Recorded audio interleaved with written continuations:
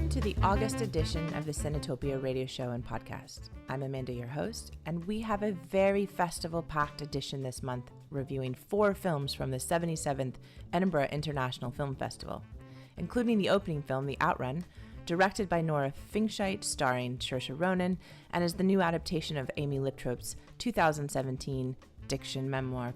We also review a new film by Greg Kwedar, Sing Sing, starring Coleman Domingo, a film inspired by the real-life rehabilitation through the arts program at Sing Sing Maximum Security Prison in New York.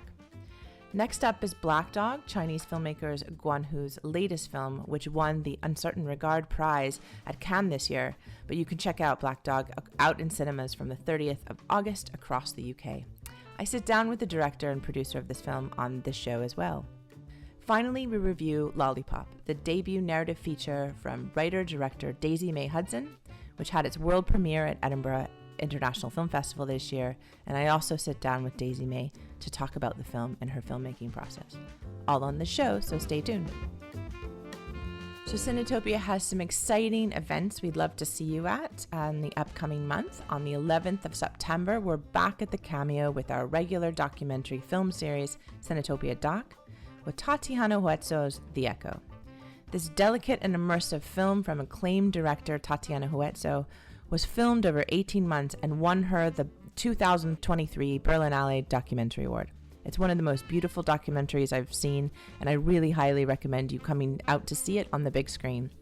Cinetopia's Amaya Benuelos-Marco sat down with Tatiana and will be sharing that recorded Q&A with you as part of the screening. And then we always have time afterwards in the Cameo bar for a little reflection, networking, and mingling. So that's 7:30, 11th of September at the Cameo Cinema. So hope to see you there. Also, our regular Cinetopia Industry Networking is back on Thursday, 26th of September, starting at 7 p.m., and it's at the Blackbird Bar and Restaurant. So come along and connect with fellow film industry folks over drinks and informal chats. Whether you're a seasoned pro or just starting out and keen to learn more, our networking events are all about building connections and community in the local film industry. It's free to attend, so join us for that as well. We'll have more events announced soon, but in the meantime, reserve your spot at one of these and check it out on our website at cinetopia.co.uk.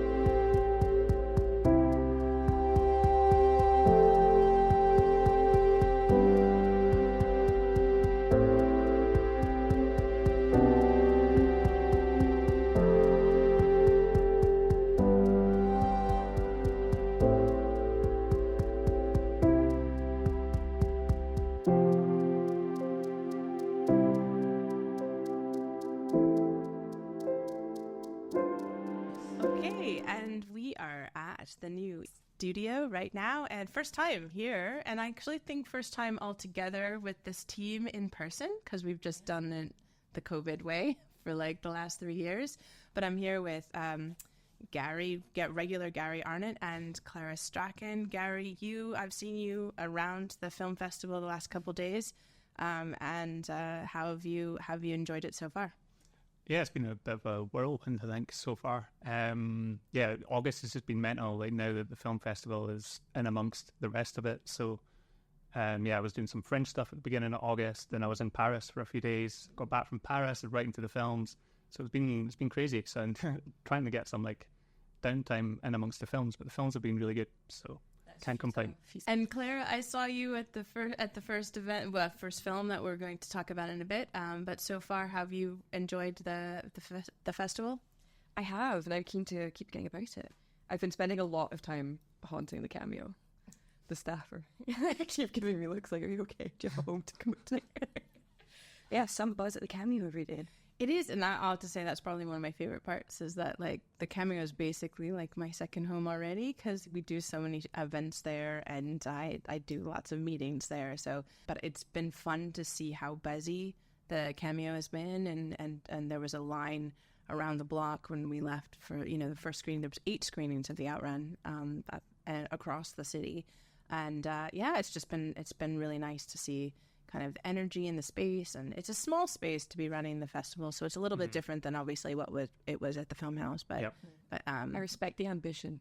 Like last night I was having a coffee and a bit of cake about 8 o'clock, just like opposite the corner, which I've been velvet roped off for Universal Studios, and they're getting, like bottle service champagne in the corridor, and just like, well, I'm just sitting drinking my coffee. Amazing. Oh, that was for that the Mountain Within Me film. Yeah, I saw Universal. Right. Okay. Yeah, it's a fun place to be. Yeah, it's been my first experience ever of Screen 2 in the Cameo. I've never been in that screen because in terms of like indie cinemas in Edinburgh, I used to always be a film house boy. I was never really in the Cameo that much, other than like for a big film in Cinema 1. So yeah, Cinema 2's cozy. Like that's Cameo girl and film house boy coming together on Cinetopia. Yeah. Yeah.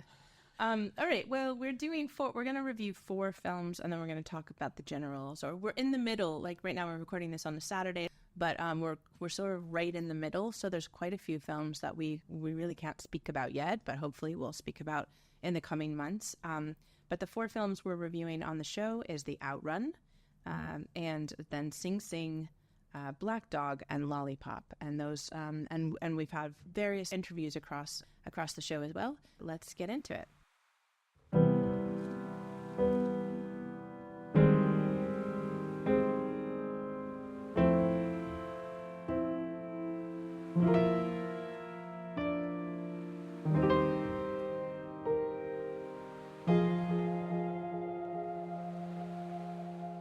Okay, so first film is The OUTRUN by Nora Fingscheidt and starring Saoirse Ronan, and was the opening film of the 77th Edinburgh International Film Festival. And Clara and I got to watch the film together. So we did. Yes. So we know a little bit. Well, we were still processing when we left, so I'm curious to see what you think about it now. We were processing for a while afterwards. But yeah, this was a really hotly anticipated film, I'd say. It's safe to say, especially for a Scottish film festival, a film so deeply rooted, firmly rooted in the Orkney Islands, which is so intrinsically, that's quintessentially Scottish. No offence to the southern lands, but the islands do seem to have a bit of a monopoly on the romantic image of Scotland. But anyway, the OUTRUN. So yeah, it's adapted from Amy Liptrot's 2016 memoir of the same name, and it traces the fraught path of Rona, a lost 30-ish woman, as she returns north from London to her home on Orkney in a bid to contend with her alcoholism and her demons and try and rekindle her life. I really did love this film, having digested and considered it. I think it's one of those films that will stay with you if you have any kind of interest in the subject, which is a very human subject and a very universal subject, I would say. So yeah, what did you guys think? I'm gonna go for a more loosey-goosey approach through my notes instead of being yeah, I think, like you say, I think the subject matter is very personal to the author of the memoir. So I guess like alcohol addiction is going to be a different experience to each person who goes through it. I think the way that this has been adapted to the screen is very effective. Thought it was really moving, and I would really like the sort of the balance in the film between the style of the London scenes with the kind of hedonism and the blue hair and the party, and juxtaposed with the more like tranquil Orkney scenes where like Rona's trying to get through her recovery process.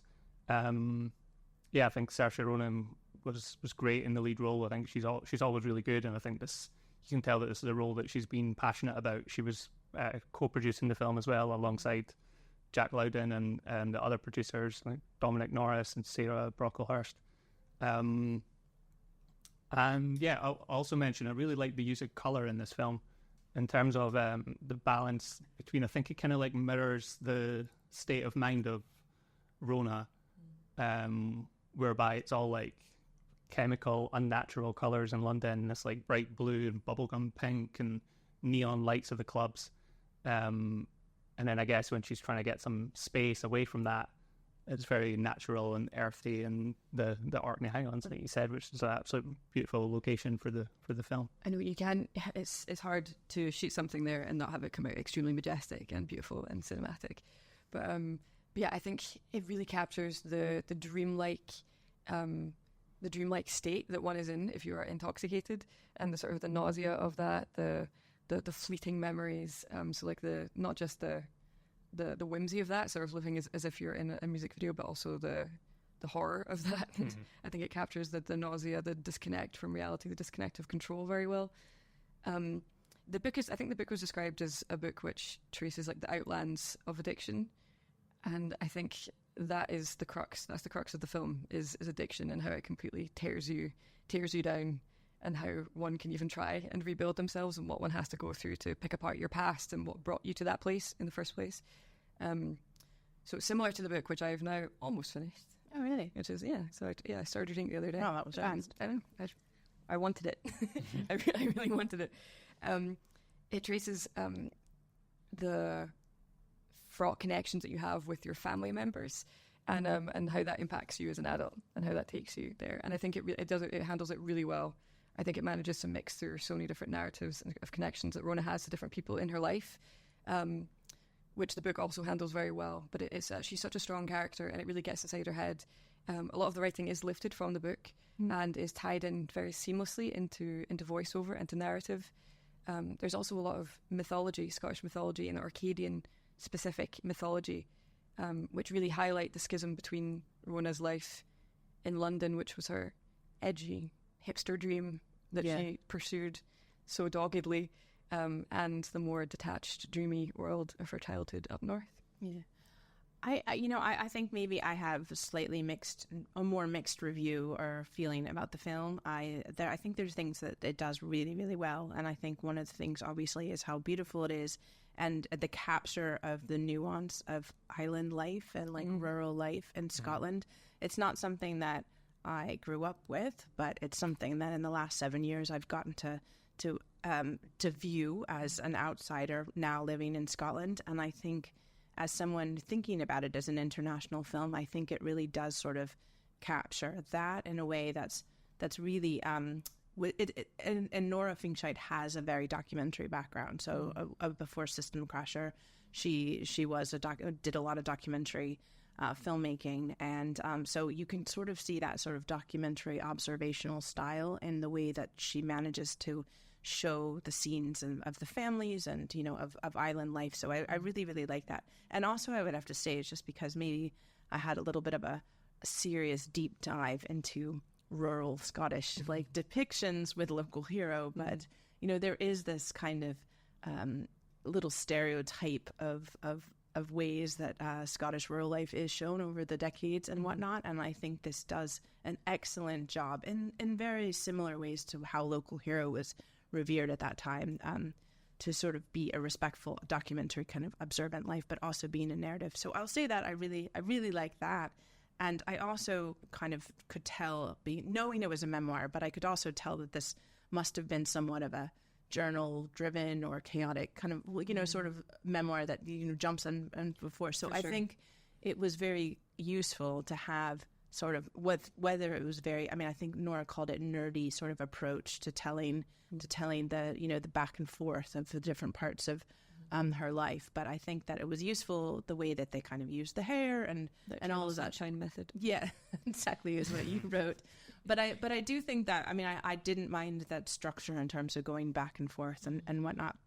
I do have to say, though, I just wasn't, it didn't blow me away in the same way that I would say After Sun did when I saw it. I think there's a really strong performance, and I think it is like something that Saoirse felt really like was a personal kind of thing that she had sort of issues with addiction in her family and was sort of resonating with this character, and actually came on before Nora did. So Nora knew when she read the book that Saoirse was going to play the part, but I just didn't come away as moved or sort of feeling the emotion of the main character. While I think Saoirse's performance was probably better than Paul Mescal's, I feel like the way that the film Charlotte did and something like that, which is also a relationship film about a father and his daughter, had a sort of a new way, or just a really powerful way and I'm not trying to just compare those two, but it's just in my head I'm thinking of new Scottish films that are sort of like coming out that are really hot in places like Sundance and stuff like that, and in opening films for a film festival.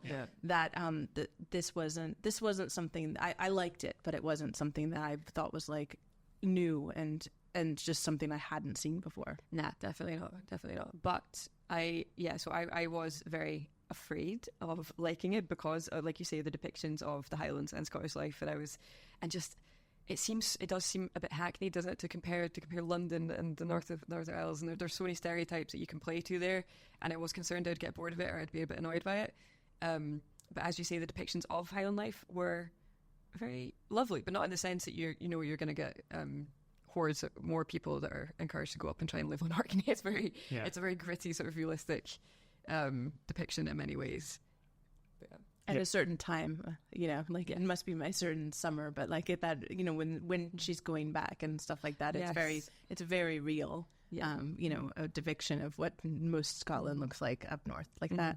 I think they were quite careful in the way that they're trying to show that rural life in Scotland. I know that Amy Liptrot studied in Edinburgh, and Saoirse Ronan has lived in Edinburgh for a little bit, not anymore. And Jack Loudon's obviously Scottish, and he grew up in the Borders, so I guess the other end, but similar in terms of its like remoteness and funny because in the book they say, like, she says that Orcadians just refer to anything like south of, like, above Aberdeen is just south.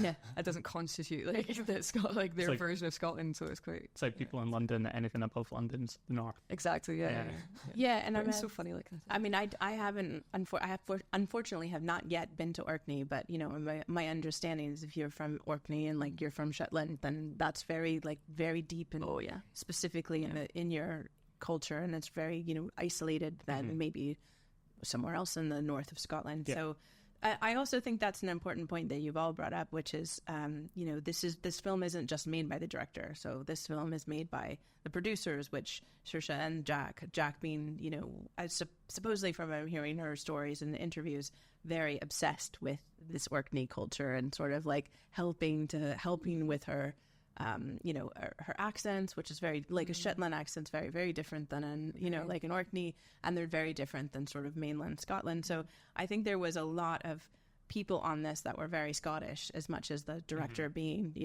German, I think, right? And not having necessarily that. Well, actually, I think she said she had to Google where Orkney was when she first found out. But I do think that there's also that aspect of having someone from the outside sort of looking through their lens as well, which brings this kind of nice dialectic. I think talking about the accent there's a little throwaway line in the film where they mention, I think, that Rona's parents are English. Somebody local comments on her accent, and she says that it's kind of like changed over the years. So I think it was a little bit of a disclaimer on the accent, which is correct. Like her parents were English. Amy's parents were English. But did anyone else catch that her accent, like Saoirse Ronan's accent, did veer into Irish ever so slightly when she was playing drunk? I thought it was Irish the whole time, but like I have trouble for myself to differentiate. And the same with like I think Paul Mescal was really well. Like he was applauded for his Scottish accent. It was good. Then I just think of him speaking in Irish, and so I think of Saoirse's having this Irish accent, so it was hard for me to maybe sort of differentiate. Disassociate. Yeah. I think she does a good. Well, I think it's a thing with like a lot of Irish actors, particularly. Maybe it's not just Irish, but it's Irish that I notice it when they're playing drunk or when they're shouting.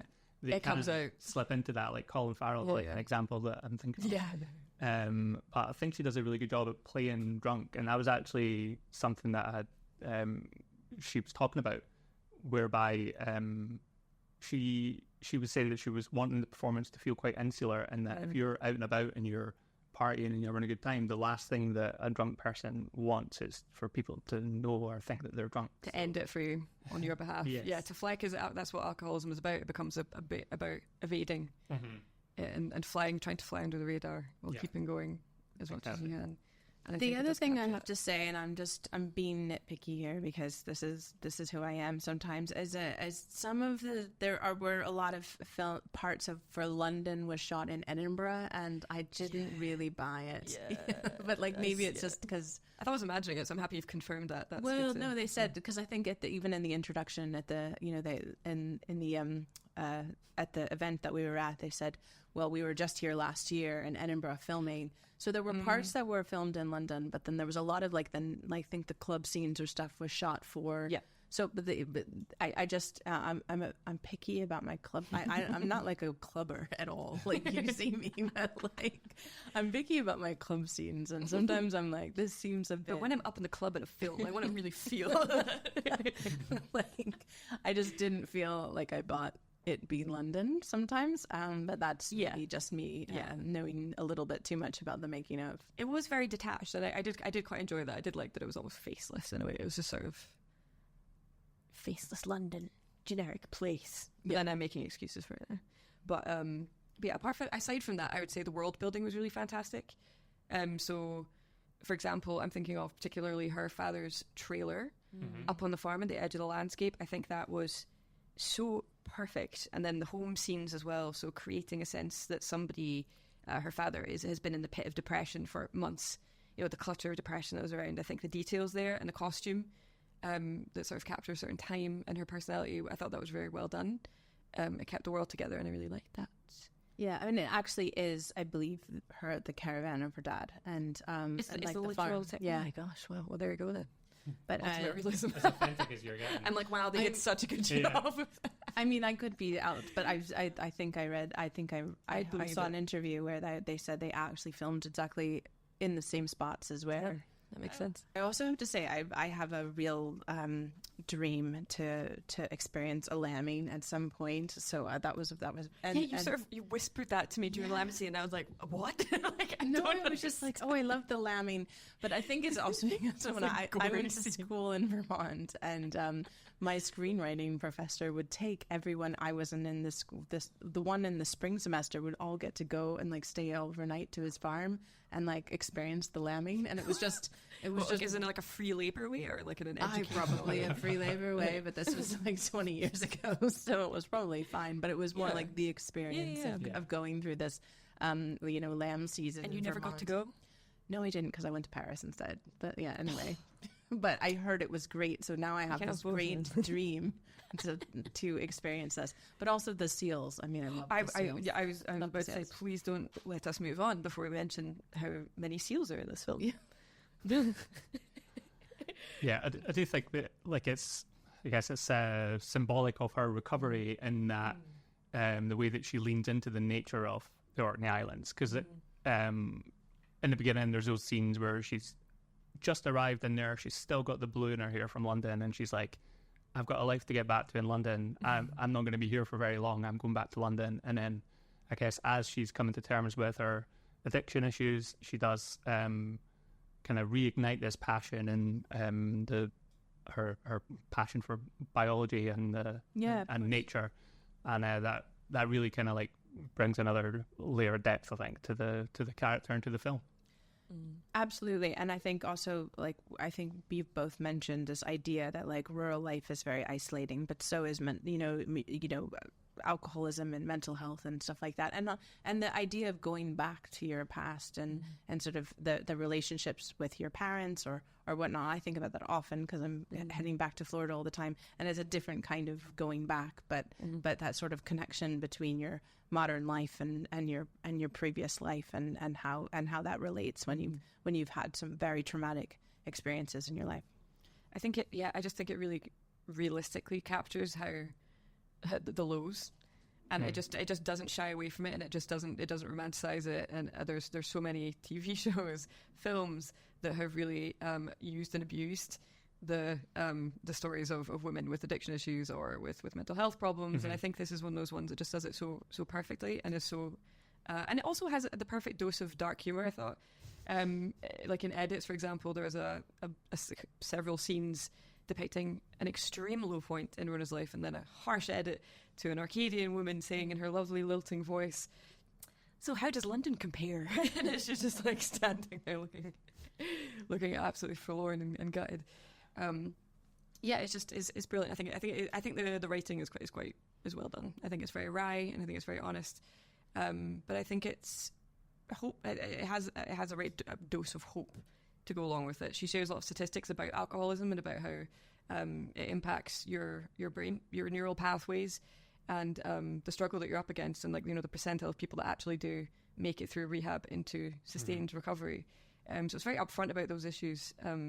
But it still proves at the very end to be there's a resplendent note of hope. Oh yeah, there was this bunch of archive kind of sort of like narration of what the fennel. Yes, exactly. Mm-hmm. As I was holding a glass of wine, I know people in the audience like sheepishly reaching for the return. Yeah, we will now push it away and then go to the party afterward.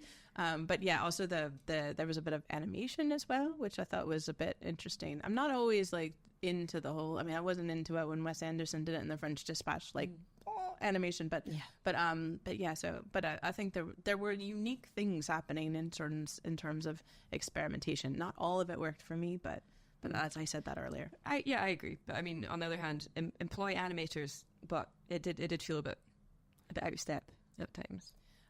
Garry, you spoke to Nora and Amy and Saoirse a bit on the red carpet. On the red carpet, yeah. How did that go? Yeah, it was a great experience. It was really busy, really hectic. There was lots of photographers and lots of people around. So I did manage to get a few minutes with Nora, and then I got like a sort of four or 5 minutes with Saoirse and Amy, who were being interviewed together. So I think that was quite interesting in terms of hearing how they collaborated on the performance, and that Saoirse not only could draw from the source material of the memoir, but Amy was a co-writer of the screenplay, so she was very involved and had her input as and where she saw fit. And it sounds as though like Saoirse took that on board. And the way they were talking about it, it was really like they were a team of three. There was Saoirse, Nora, and Amy, and they really really bonded over the filmmaking process, and sounded like they had such a good time making it, as even though it's a very dark, it's got a dark subject matter, but not without the light and the hope, as you mentioned, Clara. It was a good experience doing the red carpet at the Cameo. Like, I've been a big fan of Saoirse Ronan for years, so it was pretty starstruck to be standing in front of her on the red carpet. But she was lovely, and it was a great experience. So I'll get that written up at some point in the next week or so, definitely before it comes out in the general release. So you'll get that on Cinema Perspective. Great. Yeah. I think I was a bit starstruck as well. Just, I mean, I think they filed in. Yeah. No, I mean, I think we like to talk Oscars too soon. At least Garry and I do. But I think there has been a chat about. I know Clara, you can ignore. But I think there is chat of this being an Oscar contender in terms of performance for Saoirse. Mm-hmm. Yeah. I mean, she's up, definitely liked by the Academy. I think she's had 3 or 4 nominations already. So it wouldn't surprise me one bit for this to at least get her a nomination. Maybe this will be her time, and she'll get the win. Yeah, and I think also remember that After Sun, it was Paul Mescal who got the nomination for that. Where I actually think the film was more interesting in the other aspects than just the acting. But I think this one really, the performance drives the film for sure, and it's well worth a nomination if it comes through. Okay, so that's OUTRUN, and it will be coming out most certainly. Studio Canal is distributing it, and it will be out in cinemas later on this year. Do you know when? I think it's the 27th of September. Okay, 27th of September. So look out for the OUTRUN when it comes out.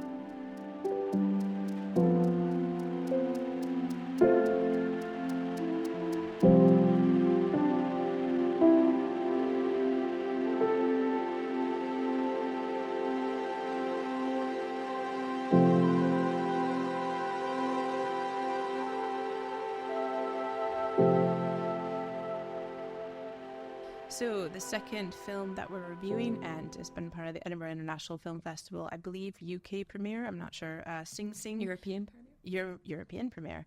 And it's about Garry, tell us what it's all about. Mm-hmm. So it's the second feature from director Greg Kwedar, and the film is about a theatre group that was set up within the Sing Sing Correctional Facilities. It's a prison just on the Hudson River in New York. The main character is a guy known as Divine G, and he's played by Coleman Domingo, and he's kind of like a intellectual, and he's been says that he's been wrongly imprisoned, and he's been kind of building his case to get released, basically. But while he's in prison, to find this kind of creative spark and this sense of hope and community, he sets up this group. It's called the RTA, Rehabilitation Through the Arts.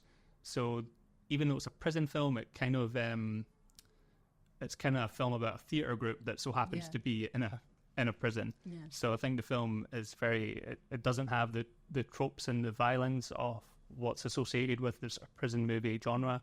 Mm-hmm. So I think, but I think it kind of juxtaposes the hope and the sort of the camaraderie between the guys in the theatre group with the kind of like the barbed wire and the closed-in environments of prison. So I think it's really interesting, similar to the OUTRUN, I guess, where it's got like a lot of hope running through it. And what was really interesting was that a lot of the guys in the film are played by the real-life guys who were in the group. So they're all very raw and natural performances. Obviously, aside from there's a handful of real like professional actors in there, like Coleman Domingo and Paul Racy, who plays the kind of theatre director within the group. And I thought it was really, really great. So I'm interested to see what you guys thought. Yeah, I also think that like new actors like there's a thread of that, I think, throughout these three films. Clara, what do you think? I've been eagerly awaiting this film coming out for a really long time, ever since I heard about it, and I've been very jealous of American audiences having had it available to them.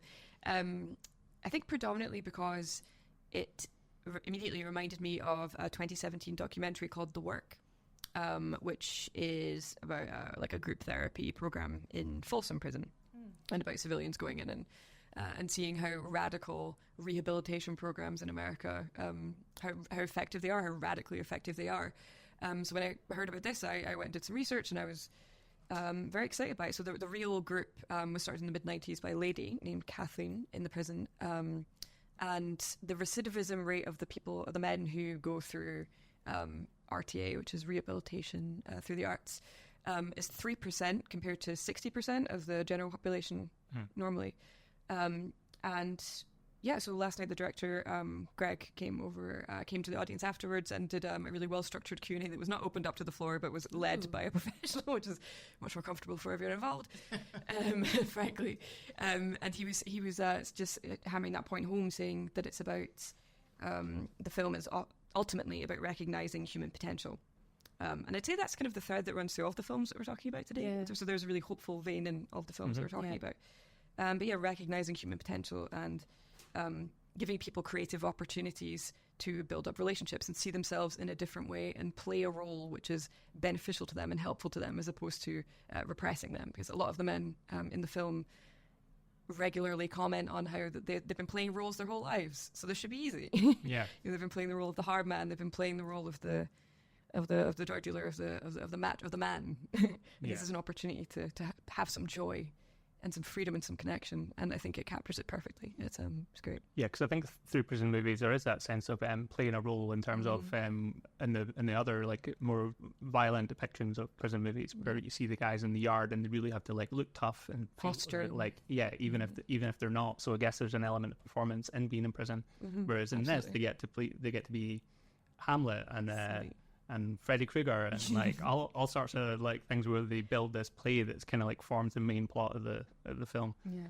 I will just mention that I think Clarence Macklin is superb in this. He's playing himself. He's kind of nicknamed Divine Eye, and he reminded me of like, I don't know, people might have people in their life that they know that are like interesting to be around, but you're never quite sure if they're going to like kick off or like boil over at any minute. Like I remember these like volatile characters like from school or from like just in life, and I feel like he's kind of like feels like one of these guys. And he's just, I think the balance between watching his performance alongside Coleman Domingo's kind of like calming, more like tender performance is really interesting to watch. And the film kind of like, it's a little like subplot through the film is their kind of like journey together and how they kind of like learn to get to know each other. And how one sort of subsumes the other, so like they switch roles occasionally and they sort of overlap with each other.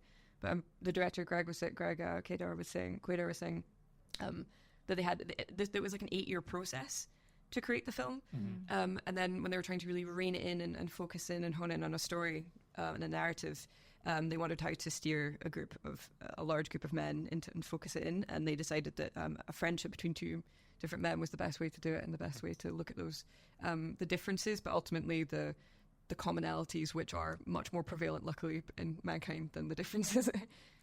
Yeah. I mean, it was really a good film. It was a really emotional film in lots of ways. I think when you talked about the moment to kick off, there was some tense scenes as well. I mean, I think between the two main characters and also watching their friendship grow and see how.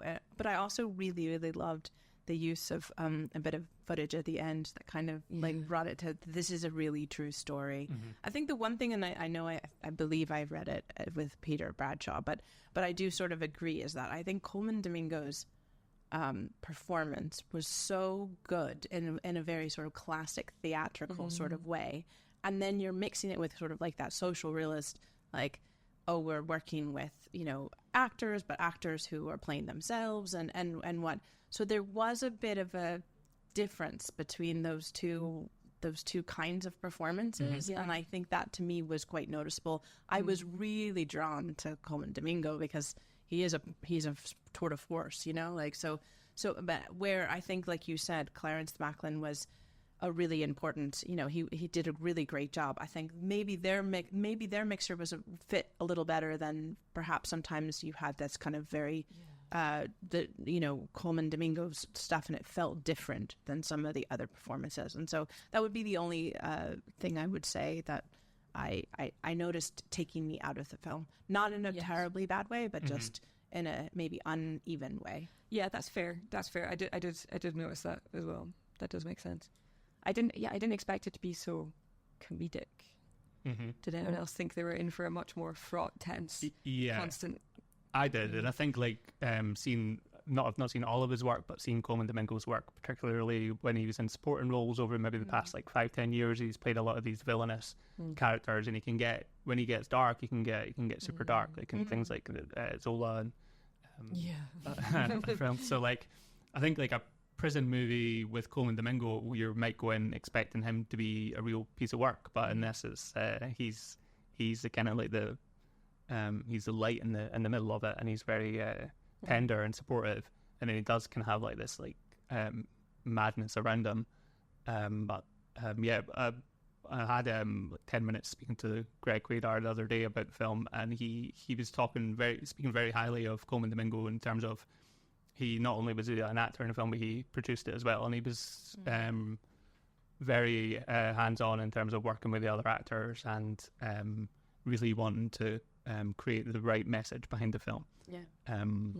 Going back to Amanda and I's favourite topic of the Oscars, there's another one, Coleman Domingo, I think could be on an Oscars run for his performance, I feel like, because again, like he was nominated last year for Rustin, and the early predictions are that Sing Sing's like in the top 2 or 3 for Best Picture. Oh wow! At the moment, I mean, it could all change. It's very, very early, but yeah, I wouldn't be surprised. I mean, it's such an I think a lot of people are going to see trailers and hear about it and think, oh, prison movie. But I would just urge everyone to say that this is the least prison movie that you could think of. It's very dreamy. It's very ethereal. It's very comedic. It's very light, as much as it does deal with very extremely and emotionally rending issues. And the setting is like, you know, a prison, but also really like a theater. Like, I mean, that main space with that really high sort of wood ceiling, it was really like an old church theater. Fascinating space. And in this weird way where I've not spent much time in prisons, I had this this connection to the Hudson River and New York and stuff like that, and the people who were there, you know, sort of having this New York relationship, that it had me sort of thinking of nostalgia towards New York and whatnot. But I think it is a really, really interesting and lovely shot film where you do feel this sort of I'm stuck in this space and now I'm free, but also constantly going to the railway that's going you know, by. I think it manages to create space and environment in a really, really unique way as well. Yeah, I've been on that train a handful of times, going up the Hudson River up to Poughkeepsie, and going past Sing Sing. And it's a beautiful part of the world. And I think the film, like, in a weird way, for being a prison movie, it does let a lot of light into the scenes, like when they're in the yard and it's quite beautiful, like looking out the windows and stuff. You see the bars that are holding them in, but then you also see the light coming through. The birds, the birds, and the nature around them. So I do think that it's a very beautiful visual for a prison movie. Also, I'd like to add in, which I think is very interesting, is the fact that everyone that worked on this film got the same rate. From producers to actors to editors to everyone got the same rate, and also all of the actors and the people whose stories are being told have ownership of the film in a legal, literal sense. So a lot of people pay lip service to, you know, the people, we're using their story, but it's their story because they've consented to it under duress, or, you know, they're in it. But this is very groundbreaking in that sense. So it just reflects what I've read about the program and the people who've been to the program, that it doesn't end once they've left prison, that it was so effective that it really impacted everyone's life. And I feel like everyone who's been touched by it has got that kind of different attitude, and I think the director is no different in that sense. So that speaks to how real the film is. It's not very, because it could so easily be such a mawkish subject matter. It's like, oh, people doing Shakespeare who should be doing Shakespeare. It's like, that's been so done, but this really avoids any of that kind of stereotype. Yeah, I think it does feel like a real collaboration, and you can see like the sources that it's based upon. I think it's based on a couple of texts, and one of them is by a guy called Brent Buell, who Paul Raci plays in the film. So yeah, I do feel like you get a sense of the community through the film and the team effort that went into making it. So it was great to hear that they're all being paid to sing. A really good example all around. You know, sure, absolutely. Okay, so that's Sing Sing, and again, that will also be coming out soon, I'm sure, if it's an Oscar contender at some point. I think it's the end of the month in the UK. Yeah, the next, either August or September, I'm sure, pretty soon. So check it out when you can.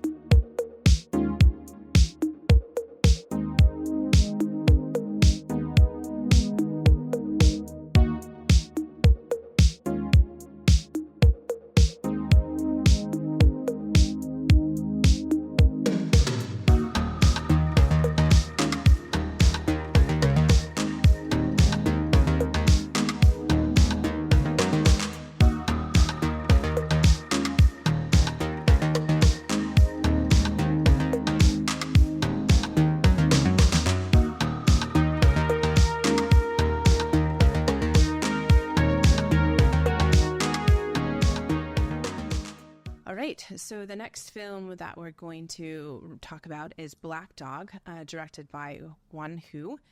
It won the Uncertain Regard Prize at the Cannes Film Festival. It was particularly why I think I was excited. Also, the poster is just absolutely thrilling, like the shot.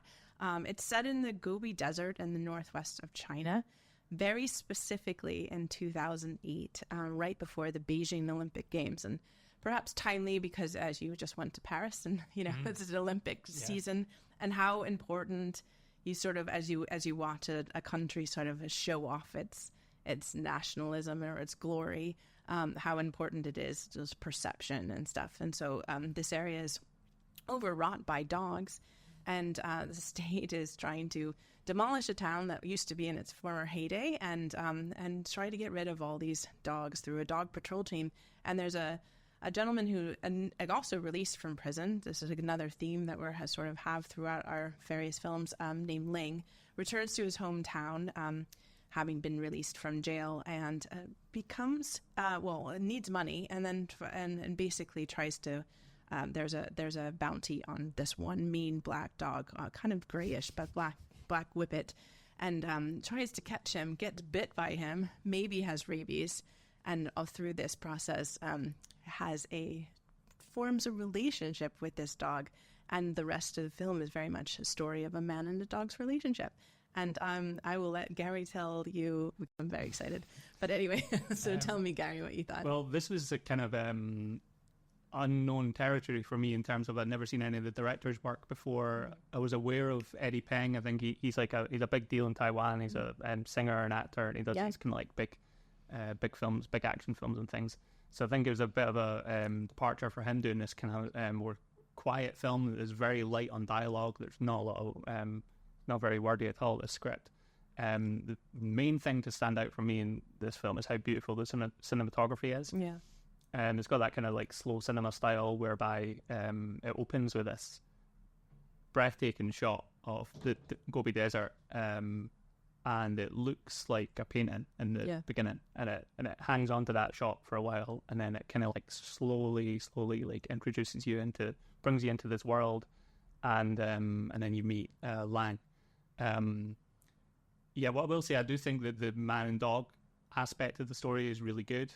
I think there's like maybe one or two too many subplots that kind of detract from the main plot. Like there's this kind of like crime film going on with this butcher character, and there's a kind of He's a famous director, by the way. Somebody told me that. Yeah. And there's a kind of like a slight romantic subplot as well going on as well. I think there's it's a patient film. It starts with this kind of like almost western with a guy returning to hometown and coming from jail, very quiet. And then it becomes, you do see that he's quite endearing. Like there's a scene, it's quite early on, it's not like giving anything away, where you can see that he's got a little more care for the dogs that they're trying to shepherd away than the guys that he's working with, and like gives this pup back to the little girl who wants her dog back. So I think that's such a sweet scene. I think overall, like, probably didn't have the like emotional impact on me that I kind of expected it to, and I love dogs, and like I don't know why that. I think I just struggled to engage emotionally with the lead character, and I don't know if that's just because it was very light on dialogue or Interesting. Yeah, I don't know, but I do think that it's a very interesting film in terms of the time and place, like you were saying, in the run up to the Olympic Games, and how much kind of falseness maybe that a country can present to be like, look how great our country is. Meanwhile, like there's areas of the country outside of Beijing where there's this like horrific stuff going on, where they're a little bit animal cruelty and trying to like clean up the country, I guess, to be a global stage. So I think that's quite a interesting environment for the film to take place in. Yeah, I mean, I do have a real interest in the Olympics for some reason, and I think that Beijing sort of has such an, like, the opening ceremony was so iconic, and so you have to think about 3,000 people and the drums and stuff like that, and how much it takes to sort of control something that looks like a certain way, and clearly that is the point of an area of the country that you would not normally see, that is being sort of removed, and it was in its heyday, but now they're, like, nature is taking over, and they're trying to, demolish it. And so there is aspects of this film that, I mean, I read a little bit about before I interviewed the director, some of his inspirations, but because I'm not really I don't know too much about Chinese film, I didn't really ask that question, but there are these aspects where I think of things like Playtime, like Jacques Tati and Mon Oncle with the dogs and and sort of the use of space. To me, this film was just absolutely stunning. The choreography, I mean, it's almost every shot. Now, I'm a massive dog lover, so that this is probably the problem. And at a few moments, I had to be like, no animals have been injured during this, because the whole premise of it was frightening to me, like the dogs being taken away, or who knows what's going to happen to them. But the handling of the choreography of working with dogs was so well done. And often you hear, and I think this is often you hear, do not work with animals because it's really difficult to. So how this filmmakers and producers were able to to choreograph. And there's a tiger running around as well, you know. So all these animals just running around. It was fascinating, and just every shot peppered with like, you know, like Isle of Dogs, but like, you know, in real life. It was so beautiful and so fascinating. You did mention, Garry, the cinematography, but just the colors that were used and sort of the cinematographer using sort of like a dulled out sort of, and then the landscape being just absolutely like, as we talk about Orkney, but the Gobi Desert seems very, very intense with the wind and the hail and all this sort of stuff. It is a tour de force of filmmaking in just the look and the, you know, sort of the alone. And then you hear that the more you learn about the director, he's done these massive war, like sweeping films that are really, really big budget, huge. And this film is not that. It's a small, you know, it's a special but small film, but it shows that the filmmaker knows what he's doing. And so I absolutely have to say this is my favorite film I've seen this year, maybe last year. It is so good for me. And I think when I was watching it with our colleague Emma, and I was like, you know, this is a bit hipster, but like in a good way, like a hipster story. I don't know why, but just feels like the main, you know, he's a motorcyclist and he's sort of acrobat. He's very like put together. What I guess you said, he's really famous, like Eddie Ping, but he has this sort of quiet. Yeah, like you said, no real dialogue. So you're learning a little bit about his trauma and his reintroduction into a place that's sort of like a place that they're trying to demolish, all at the same time as sort of watching, his relationship with this little dog who, you know, you're scared of, but also like, you know, a little bit in love with. I mean, it's just fascinating. I just could I need to watch it again. Yeah, I think the dog outshines the leading man for me, I would say, and I thought it was really funny to read the dog Jing won the with the Grand Jury Prize at Cannes, which I love. So like I feel like I love hearing about the Cannes dog, the Palm Dog Award. And there's been a lot of good films recently with dogs, like Anatomy of a Fall. One of the year before, So maybe we'll get to see Jin on the red carpet when it comes around. Oh my gosh. I think actually Eddie is now, there's not more than one of them, Eddie has adopted it. I read that too, which is lovely to read, They formed such a bond during the shoot that he's adopted. I mean, there's just this one scene you're gonna. Claire, you're gonna. I'm really upset because like, I didn't get to see it. I queued up at the door trying to get in last night, and I was told no. Where they, they're stuck in the desert, and I don't think I'm giving too much away, but so basically, he comes into the car, and like that's their first moment of you know, sort of building a relationship, and it's really beautiful to watch, like really small moments, which is why it reminds me of things like Jacques Tati, because like it is very, very visual, but there are these sound moments. Like there's this one part where I'm like, oh no, don't hurt the dog, and you know something's happening, but it's so almost exaggerated, or the way the sound effects we're making, you understand it's telling the story through, you know, various and we'll get into the, you know, interview that I did with the director, but you know, it's a relationship between a dog and a man or a woman is it does not have words, so it would be very hard for them to tell this story with a lot of dialogue. And I think, as you said, Garry, I think some of those, I actually like them. I like the little tease of a romance. You know, I liked some of the other storylines. I think the whole mobster snake boss was funny. Oh my, like, this is selling it even worse for me. It's got so many things, but I mean, I think that they are auxiliary to the main story, and I think they add layers to it. And I like that there was a tease of romance, but then that really wasn't the most important part, you know? So they're just really, it was really fun. I think they come for the cinematography and stay for all the dogs. Like stay for all the dogs. But also, I have to say, I just came from Gaspar Noé's little chat, which was really hard to hear from where I was. But he did say he really loved this film. So, like, I think he's, you know, so I was like... He also said that he's available for questions and he's hanging around the festival for the next few days. So come along, everyone. He said it was okay. So I mean, I think Black Dog is, well, I mean, it's exciting to, we'll be, when we come back, we'll be doing, you'll hear a bit of an excerpt from the interview that I did with the producer and director. But yeah, it will be coming out on the 30th of August, and I checked with the distributors, but it will be in Edinburgh, which is exciting. So it'll be back in the Cameo, and it will also be at Glasgow Film Theatre, and I think in the View as well. So anything else you want to say about the Black Dog? No, nothing to add. I can't wait. Beautiful film. I was like, go see it, Clara.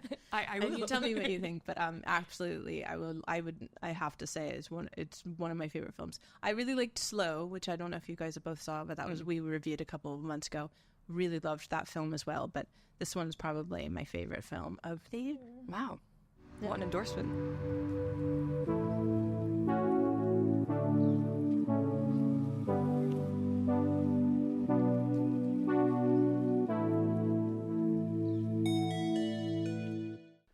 Okay, so I'm here with Guan Hu and Jing. Yes, director and producer of Black Dog. Thank you so much for taking the time for being part of this interview. And I just want to say I was blown away by your film. It's my favorite film I've seen so far in the Edinburgh International Film Festival. So, Guan Hu, I read that you had quite a personal experience in the pandemic with spending considerable time with dogs. And I wondered if this had informed making this film or the story about a relationship between a man and a dog being the main part of your film.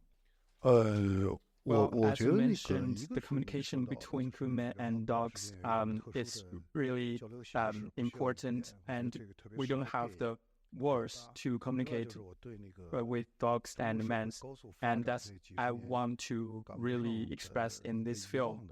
And another is that with the rapid development of the China and the Chinese society, I want to let the people from the voice from the people who might have been left behind from the society, outpaced by the society. Great, wonderful. So I want to ask about the specific time and place that you chose to film it. Very specifically 2008, before the Beijing Olympics, but also the northwest of China, and how how you found the locations that you decided to film as well, because they're quite stunning and beautiful. As you mentioned before the 2000 Beijing Olympic Games, so I wouldn't choose some first-tier cities like Beijing and Shanghai. That's not very interesting. So I just really want to let people hear the voice from the remote part of China, especially, as I mentioned, those people who might have been left behind by the society, outpaced by the society. So that's what I really want to express. And for the people who might have to readapt it to the society, so during that big time and big turmoil time, that's really powerful. And I just want to let people experience different lives. So I think that's what I really want to express. Wonderful. Okay. So the actor, Eddie Peng, did so much to portray a character, keeping us very captivated, but without saying much. How did you come up with the idea of a dog and a man not, being the main characters, but not much dialogue? And Sorry, as you mentioned, the communication between the men and dogs doesn't really something like words to say something. So, but for the communication or interaction between human and human, we really need some conversation and talks to express the feelings. So that's what my original intention. As you can see that in this film, the scenario is just like the Eddie Peng, the protagonist, after being released from the jail like 10 years later. So it's just like the people who have to readapt it to the society. So, and it's what we call delusion, not speaking too much. For the dogs, as I mentioned, it didn't release some words and conversations. So I just want to express the two different souls. So I think that's very powerful. So I was curious, you're known for very incredibly successful films, big budget, and this film is seems special but smaller. I wonder how you jump from the different genres when you make films. 其实我没什么改变。我之前刚才不说了吗？就是 Before, I was the filmmaker who loves to make the special and small movies, and I just at that time it was very not special for me. It just like come back to that original intention again. It just like recharge my batteries. I just want to try something different. Yeah, it's not all about the commercialized movie. Yeah. 就有点像那个 Just like some actors or actors in the movie, they just want to come back to the stage, to stage part on the stage. Just so real shows, yeah, just like recharge the batteries. It's a process. You received a very prestigious award at Cannes this year, and I just say congratulations, but well deserved. But how has this was going to Cannes, getting the award at Cannes, does it offer more places, countries, or more different ways of the international distribution with the film? First of all, I want to mention that every director who won the Cannes award is a remarkable honor. And for me as well, it's indeed remarkable honor. And for the second question, I think the Black Dog will be released, and a lot of screenplays in a lot of Western countries, like European countries or America. Yeah, I think so. Great, wonderful. Is this your first time in Edinburgh, and what are you looking forward to in terms of being part of this festival? It was my first time to be involved in the Edinburgh Film Festival. We've been to Edinburgh so many times. All right, okay, oh, wonderful.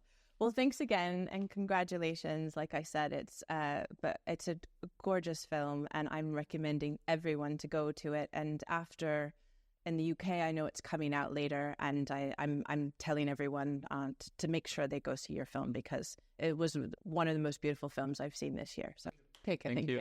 Thank you. Thank you very much.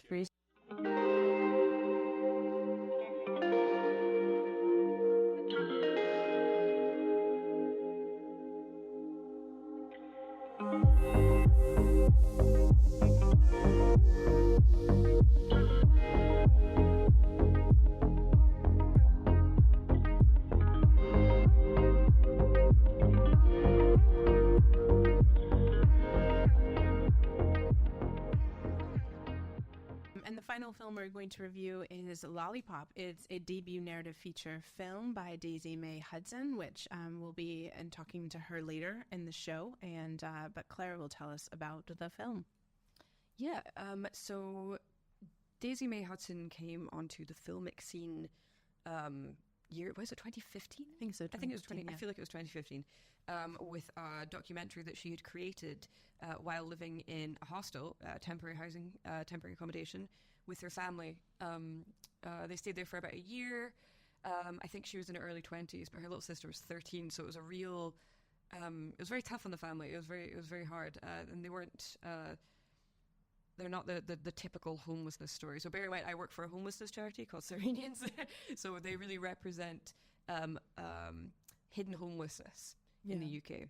And at that point, Daisy-May Hudson was speaking about the housing crisis, which was a fairly new term for people to be coming to terms with. Post-austerity, we're really seeing how that's impacting. And lo and behold, post-pandemic and post-austerity, we're still very much in that situation. So Daisy-May Hudson has created Lollipop, which is a fictional telling of someone experiencing homelessness and trying to navigate some really cruel bureaucratic systems that people deal with in the UK when they find themselves falling on tough times.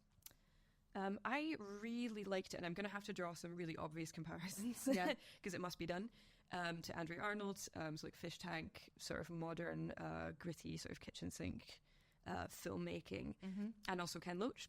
Yeah, that's a typical. I feel like a typical comparison that's going to be drawn. But there's something very different about this film, and I would say it's probably the fact that it's so female driven. All of the characters are female.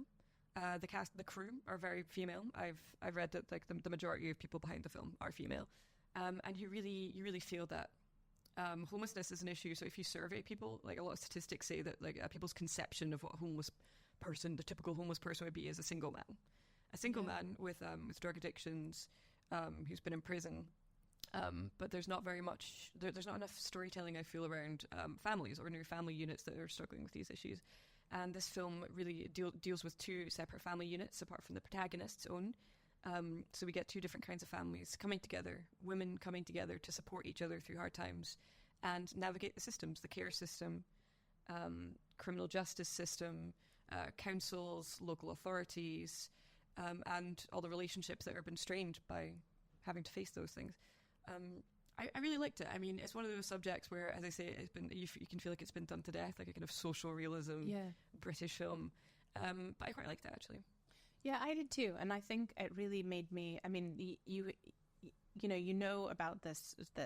Like you said, it's been done a lot, but I really felt for the main character and the mother in this, and I think I really felt the pain and frustration of being in that system and not, not being able to sort of get out of the constant circle of frustration in terms of getting her kids back and having had, coming out of prison and the effort and the work and the pain that causes the family dynamics and I think that they didn't ever really portray even the social workers that were sort of portrayed in a really horrible negative light. It was everyone was there, doing doing what they can within the parameters which have been set by other people.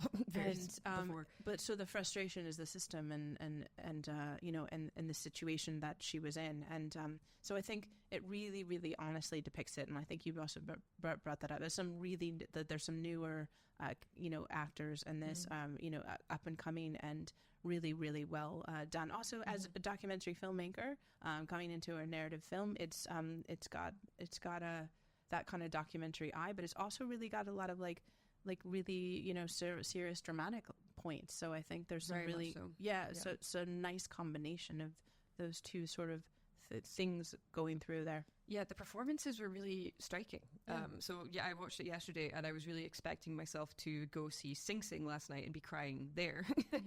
But I ended up actually crying at Lollipop. Yeah. Luckily it was in the comfort of my own home, which is much more enjoyable, much more cathartic. I love to cry in a cinema. That's true. Actually, the director of Sing Sing did say that. He was like, I hope that you all can cry if you like to. And I was like, yeah. I've never felt shame. But yeah, no, the performances were quite immense, I would say. Yeah. Really, I think the young people too. And the young people were very impressive in this film. Yeah. They made it so watchable and so captivating. I thought the performances are really striking, and also very endearing. It was never, you felt like it was being put on, that this woman is putting on being a sort of shouty London lady. It's very endearing and very watchable story. I think it captures, you can tell the lived experience that Daisy-May Hudson has injected into this film, because she gets all the intricacies and nuances and levels of surrealism and sort of the Kafkaesque nature of a lot of the systems people deal with, and also the ironies of the system. So, for example, one of those ironies that is that you're sort of constantly confronted with in this film is like, this woman cannot have her kids back because she doesn't have any money, but the state has plenty of money to pay multiple people to take care of their children. Yeah. And it's just like, what planet does that make sense? She couldn't have a one-person room, right? For example, but then she wouldn't be able to get her kids back without a two-bedroom apartment. Exactly. So it's just it's so frustrating. It's brutal. Yeah, and it is interesting that it was a cast full of women. For example, there's a caseworker. I can't remember her exact job title, but she's sitting there pregnant, telling this woman that she can't have her children back, and it's just like this horrible irony that mothers are sort of playing into the system and depriving other mothers of their own children. But yeah, I think it's really interesting. It touches on family relationships and dynamics in a very real way, in a very approachable way, in a very warm way. It really looks at what families lose and risk when they enter the system, they lose access to each other, to supporting each other, and these milestones. And these are the things that make up a life and make up a stable adult. Yeah. So it really questions what we're doing as a society and as as governments to people. If we expect that, if we want to create a society full of people where we have less people going into prison, we have less people committing crime, and it's like, well, this is what you're. Yeah, and it's a catch-22 kind of situation people are in. And I really liked the sort of found family too between Molly, the main character, and Amina. Like, I thought that was just a beautiful sort of story, and also sort of when they went back to that, got the women's money, that was hilarious. You didn't know which way it was going to go, but I really liked that. I was hoping. I was like, don't tell me. This is the thing. So it could have been predictable. It could have been, and it could have been ridiculous. But Molly is such an interesting and smart character as well. I just think, I just really felt and empathized and sort of like with that scene though, with getting the money but the handbag. Anyway, it's a really good film, and it's one of the 10 that are in the competition for the new Sean Connery Prize, and we don't know when we're reviewing this who's going to win. But if that's the first one I've seen of if it's an example of the other films, I think that's pretty good. Ooh, also fun little crossover fact is the lead from Lollipop is actually in the OUTRUN. I saw that as well. Where?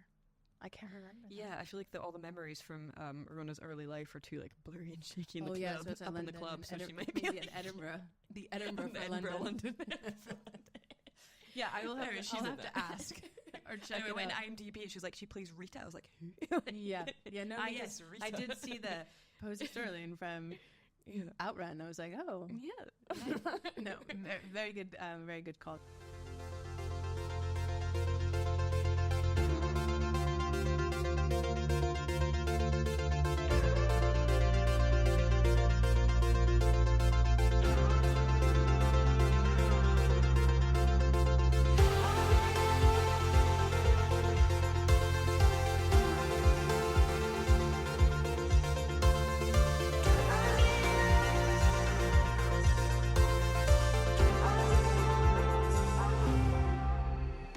I'm here with Daisy-May Hudson, who is the director of Lollipop, having its world premiere at the Edinburgh International Film Festival.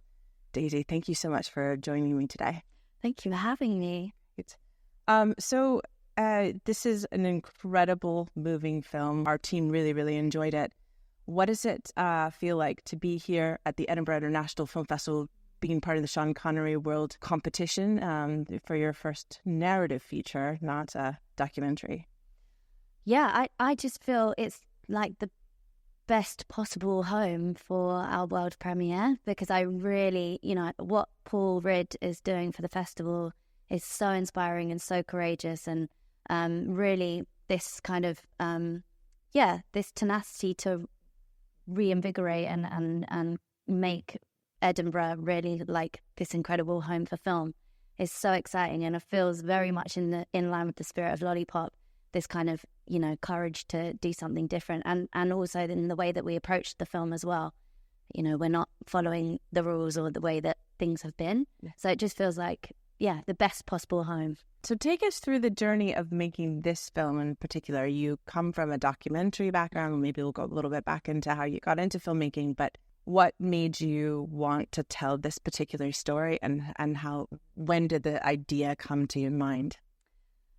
Yeah, so I'd never written a film before, and I was approached by the film's producers, Olivier and Cecilia, and they asked me, if I'd ever thought about writing, which I hadn't, but I'd come across these incredible women outside Houses of Parliament that were protesting for the right to have their children back, and I was really interested in it, potentially making a documentary about it, but that a lot of the women were really going through some very difficult things, and also the family courts have you can't talk about it. So I felt that actually being able to write about it could open up this discussion, and also these women were incredible with so much power, so much determination, and they weren't being heard. And so that was really this kind of this beginning of a seed. And also I wrote so much of myself and so much of my my family culture into the film. And and so by having it be a fiction, it meant that I could really, write what I know. And so, it just became this unraveling, because I also I didn't know how to write. So I ended up Googling how to write a film. And I just found these, I'm sure they're really nice guys, but this like older American kind of Hollywood guys talking about this, how to, write a film from a very head kind of structural place. That didn't really resonate for me. And when I made Halfway, it was a very instinctual, kind of intuitive experience. And I felt like, okay, well, if I know that, then I'm going to trust myself. And it became, I feel like anyone can tell a story. It's a very human thing. It is who we are, to be able to tell stories. So, I trusted myself and ended up writing over the course of like 4 or 5 years, a lot of research, because coming from a documentary background, I want everything to be true and authentic. And definitely as well, even though I was focusing on this perspective of the mother, which is Molly's journey, it was really important for me that there was no baddie, and that there's no finger pointing, but looks at and asks a question whether this system as we have it works. And so I really wanted to speak to everyone from all across the experience. I spoke to like judges, family lawyers, social workers, people in housing, just to make sure that even though it was from this perspective, it was still factually true, which I think then for me that feels even the more powerful, because we're not saying that there's one that anyone's wrong, but really calling into question, does this work and what could be in its place? Absolutely. And I totally, we talked about that earlier in the show, where there really isn't a villain or anything. It's the system that and you really do empathize with Molly's situation, and it's just it feels heart-wrenching in many parts of it. The performances are all wonderful across the board. Particularly love the younger people's performances, and it's often very challenging to work with young people. So how was it to work with actors, perhaps for the first time, I guess, for you, like in terms, is that the case? Yeah. I literally didn't know what I was doing at first, and I feel very grateful that we worked with Lucy Pardee as a casting director. I've been a big fan of her for years, and the first casting, I was like, by the way, I really don't know what I'm doing, so if you want to take the lead on this. And then I realized actually on the second or the third time, I was like, oh no, this is instinctual and I do know what I'm doing, because it's about working with people and about really, this deep connection and creating safety for people to be themselves and to be able to go to places, which is like things that I feel naturally capable of. And I think the fundamental value for me in how I work is about creating a safe environment for people to be vulnerable. And I think a lot of the culture of filmmaking has not been that and isn't that. Yeah. And so there's not like a magic wand, but I do think feeling safe is magic. And I think all of the people that we worked with felt that. And it was very much, even though there was certain, it was very much like an ensemble experience, that it was like, we're all in this together, we're all creating this, and we're doing it because we truly believe that this story needs to be heard. And Posey Sterling and Idil Ahmed were just like incredible. And we had Posey was the first person that we saw for Molly, and she just has this like palpable, incredibly present energy in her body, and just very unpredictable, but in the most beautiful way. And she just, for her in real life and on screen, like this driving force is love. And she has an incredible relationship anyway with kids, which meant that dynamic was really very beautiful and organic of working with the children.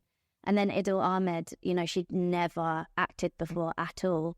And she came to a casting, not really know what she was doing, but she said, I'm going to give you 110%. And it always makes me feel emotional when I say it, because she absolutely just gave everything she had. and you see it on screen, and it becomes this like absolutely kinetic friendship that you just want to be a part of. And then the kids' performances, I just absolutely loved working with the children. And I was told, like, never, there's the classic line, like, don't work with animals and children. And I felt that, I guess the way that I worked with the kids was acknowledging that they are incredible, beautiful, creative individuals, and to not talk down to them and not expect things of them, but actually bring them into the conversation. And when, children are wise and they see things beyond what adults see, so giving them an opportunity to really understand the story and lean into their imagination enabled us to have this beautiful, these incredible performances on screen. So you really came onto the scene with your documentary halfway, and then you transitioned into narrative, but both themes are obviously very personal to you and very part of, and so why and how easy was it for you to sort of go from documentary to narrative, do you think? Maybe another way to say that is, how much do you feel like you took your experience making a documentary into the way that you thought about making a narrative film as well? I guess when I make documentaries, it's always like people at the center and really deep listening and observational detail, and that attention to detail that I think I carried over, and also this feeling of just like following your heart, basically. And I think that really lent well to being to working in fiction. And I still want to work in both, because I feel like there's so much, I'm really led by what the story needs. But I felt that by being able to write this film, I could write all the joy and all the warmth and all the humor and a full spectrum of emotion that perhaps women in recovery may not be able to access at that point. And I just loved the creative process of how, like, you have this script, because sometimes when you work in documentary, it can be quite a lonely thing. You're like a one-man band. And I loved this process of like taking the script and then giving it to, it's like when you have a baby and it's raised by the village. It's like that. So when you have the production designer come on and the costume designer and the music supervisor, it like suddenly just builds and builds and builds and elevates to like places beyond your wildest imagination because of that process of collaboration. So it makes me so joyful and excited to work with other people. And if I recall, it's a largely female cast, right? And was it a largely female crew, and how was it? Was that an important part of how you made the film? So it's it's an all female cast apart from the little boy in it. And that was really important for me because I didn't want there to be any baddie, or that this film is about the mirroring of women's experiences, and that you can be on your one choice or one decision away, or one teacher's comment away from being on the other side of the table, and that Molly mirrors people in who she meets. And so that was a really important part of that process. And then I forgot was the other thing that you said. Oh, well, if your crew was... Oh, the crew. Oh, yeah. So with the crew, I was really open. And I think there was something actually really beautiful about the men working that came to hold the process, because it felt like this was so deeply feminine, what we were all experiencing and going through and creating together. To have men contain it and witness it and to do it and to approach it with the same level of safety was a very beautiful thing. And it felt, it just felt very, very powerful. And we worked with our cinematographer, Jamie Ackroyd. I was really aware that a lot of these women were coming from, difficult experiences with men in the past, and how to create that level of safety and awareness. And so Jamie actually came into the rehearsal room with us, and that was something that was really important, and kind of deconstructing or deconstructing this gap between the observed and the observer, and how to open that up through this shared vulnerability. Because I think there's such an expectation of like actors are the ones that are like deeply vulnerable and crew just show up for the day. And that was the complete opposite of how I wanted to work. I was like, we are all coming with our own stories, our own experiences, our shared vulnerability. And when we can all be honest and approach it from that place, like magic really does happen, because there's so much connection and safety. That's fascinating, and then you really see that as the ultimate outcome. You were a BAFTA Breakthrough Rising Star, and was there a mentorship through that helped you get to where you are now, or how was that?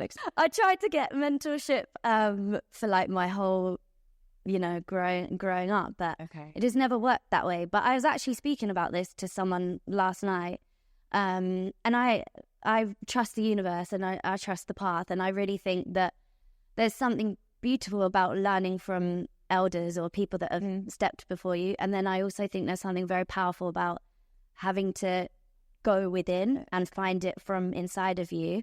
And I think then I like sharing that story, because then it feels more accessible for people that, don't have access to people to shadow and don't have access to film school. It's like, this is a very human thing to be able to tell stories, and it's about, finding that within you and what lights you up and what makes you feel passionate.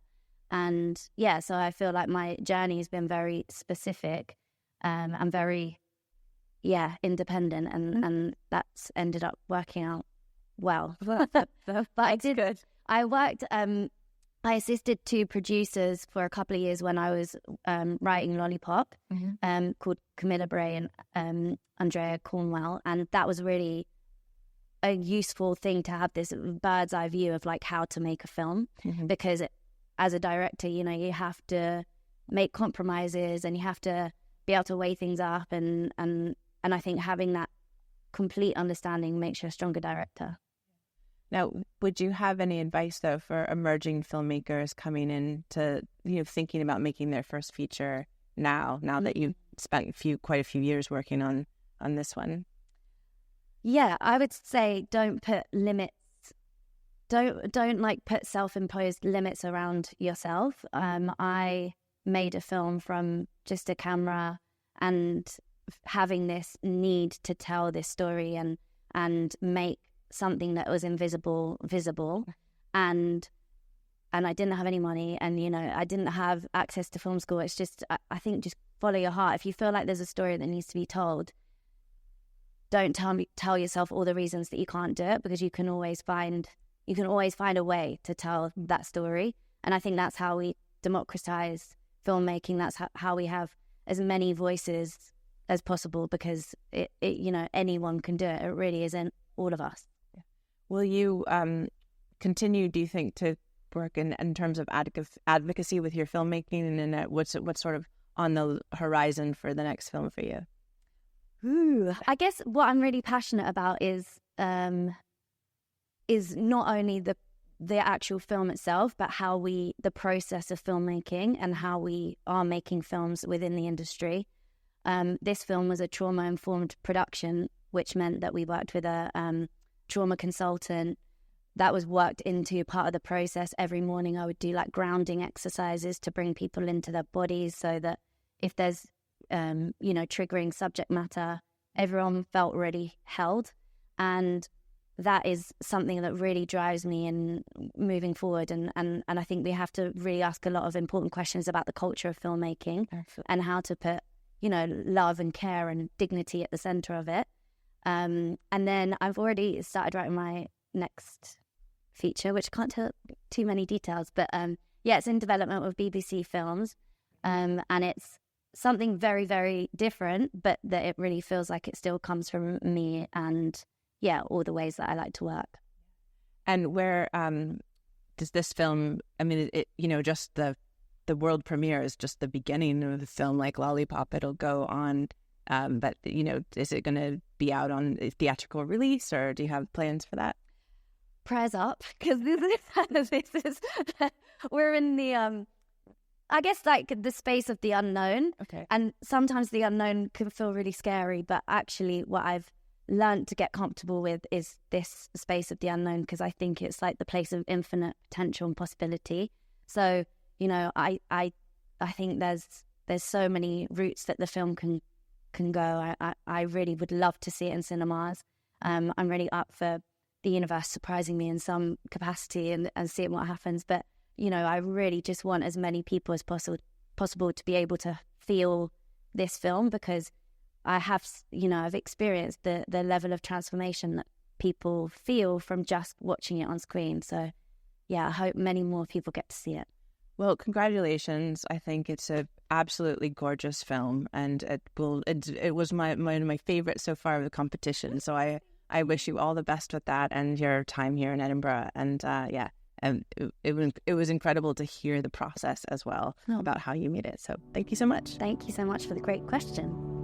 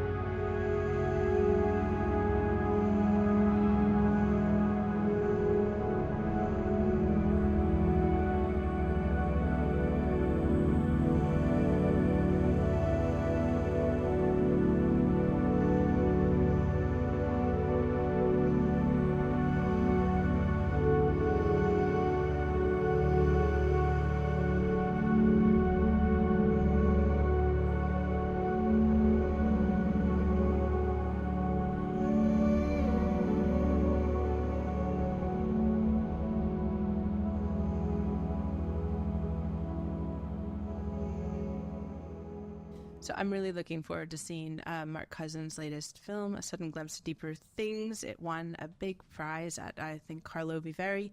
And very exciting to have that film as part of the Edinburgh International Film Festival. Overall, I've had an amazing time. I've enjoyed almost all of the films. I really didn't like one. I won't even mention what it is. No. Again, I won't. Because I just feel bad. Talk about that one off air. Yeah, off air.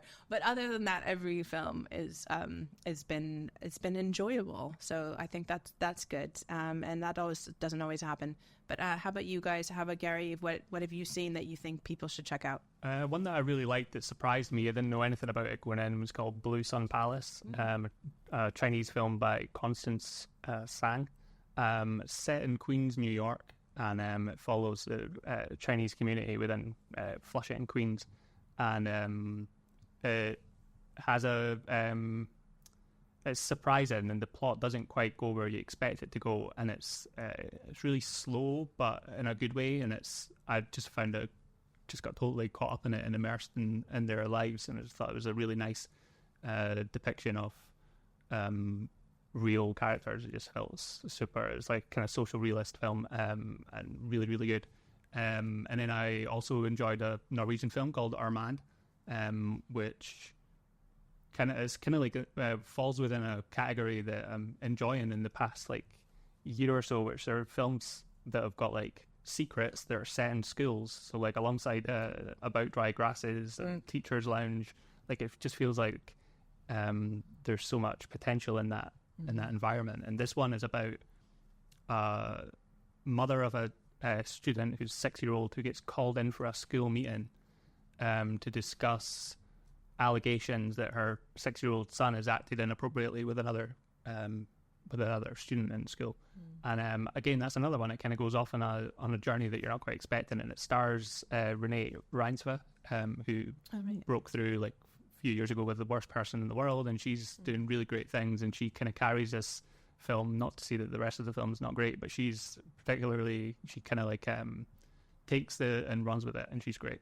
So I'd say those two are the main like shout outs from me. Well, since there Gala in Kiwi as well is an interesting one. Great. It's Argentinian, about two friends that have a boozy night together after not seeing each other for 5 years, and then they kind of revisit maybe why they've not seen each other in 5 years. So it's quite interesting. Interesting.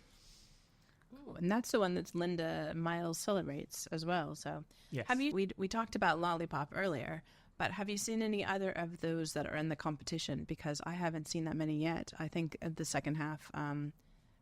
Yeah. No, however, I really did want to see Smiles and Kisses You, because I'm really enjoying where we are right now with sci-fi, which is less about souped up machines that will take a machine gun to your face and more about how it will affect our relationships. Your dystopian themes affecting our interpersonal relationships, our romances, the fabric of society itself. So Smiles and Kisses You is about a 30-something-year-old man who has a relationship with the blow-up doll, but also the AI counterpart, which serves as the doll's soul and personality. Yeah, it just very strange. relates to our other previous chat last month, doesn't it? Sheffield. Which Our scared us obsession silly. with AI and relationships It's not letting up. and the Yeah. dead. Yes, If there's any well, no, I guess you haven't seen it, so we don't know. But anything else? So this another film caught my eye, which I'd like to go see. Mongrel, which is a Taiwanese film about an undocumented Thai care worker living in a remote region of Taiwan, and just he gets thrown into the deep end basically and has to navigate a lot of horror, terror, and action. Yeah, I'm Just excited to turmoil. see that one as well. Yeah, it clashed with something, so I missed it. So yeah, I'll try and check that one out. So overall, Edinburgh International Film Festival 2024, that's the year we're in. How have you enjoyed it so far? I think it's been great. I think having the cameo as the hub has been great, and hopefully Paul. It feels like every year it's like this is the rebirth or the reboot or the relaunch of the festival. So, but the iteration it's in this year, I hope, is not just a one and done thing. I'm really hoping that we can kind of like take this as a launching off point. And Paul Rudd's done a great job, and he's got his link with Picture Houses, which makes sense. The cameo being home.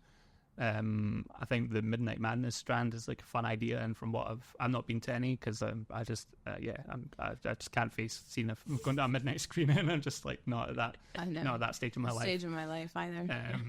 It's but, early morning or late night for me. I'm sorry. But I think that I'm a middle of the day kind of girl. Yeah, from what I've heard, they've been packed out screenings. So fun. Yeah, okay, that's so great. I might go to one just to get soak up the vibes. Yeah. So for me, it seems like it's been great. I've been at the cameo quite a lot, seeing the press screenings. I've not gone to any of the events, but from what I've been hearing, it's all been positive. Yeah, I'm really living on too much popcorn and wine right now. Like that is my diet. Not okay. You're really getting into the spirit of things. Oh, I'm going to go see Alex Garland tomorrow. Yes, That's I gonna don't be think I got a fun. ticket to that. So I'll let you know. okay, I know how it goes. But yeah, the events this year have been very high caliber.